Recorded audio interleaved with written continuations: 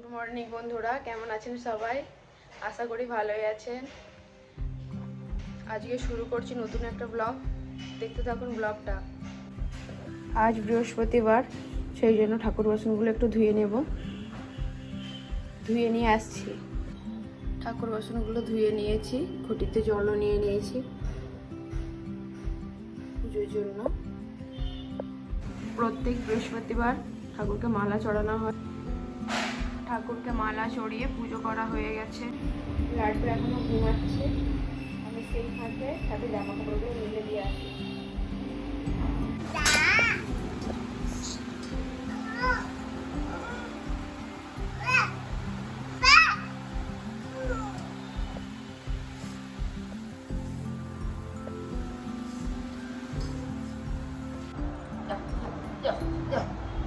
দেখুন বন্ধুরা, লাড্ডু একটা আরশোলা দেখেছে, ভয় আর যাচ্ছেই না।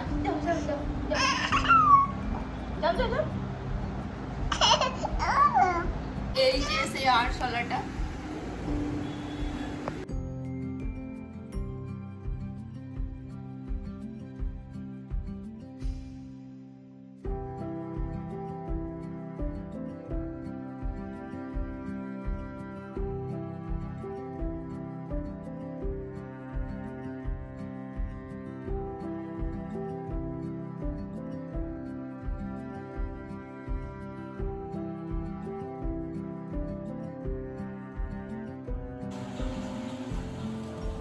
রান্না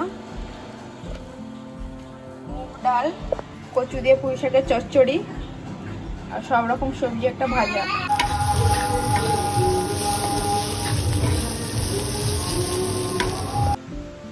লাড্ডু লাঞ্চ করতে বসে পড়েছে।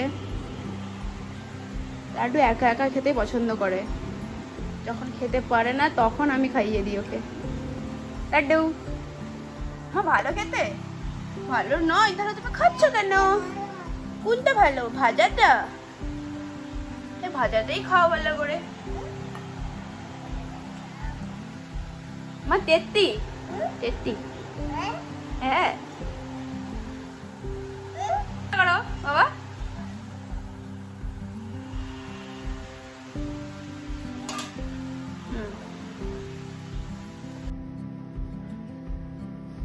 আমাদের লাঞ্চের খাবার।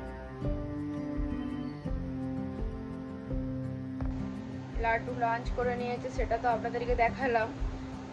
তারপরে লাড্ডুকে ঘুম পাড়িয়ে দিয়েছি, লাড্ডু ঘুমাচ্ছে, আমরা সেই ফাঁকে লাঞ্চ করে নিলাম।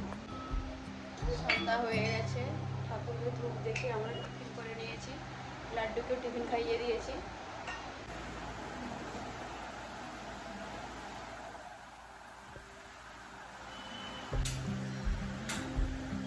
লাড্ডু আটা মাখাচ্ছে,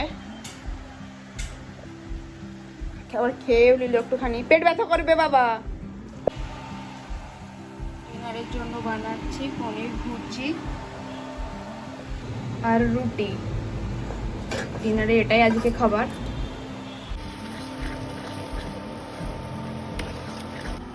লাড্ডুর ডিনার, ডাল রুটি।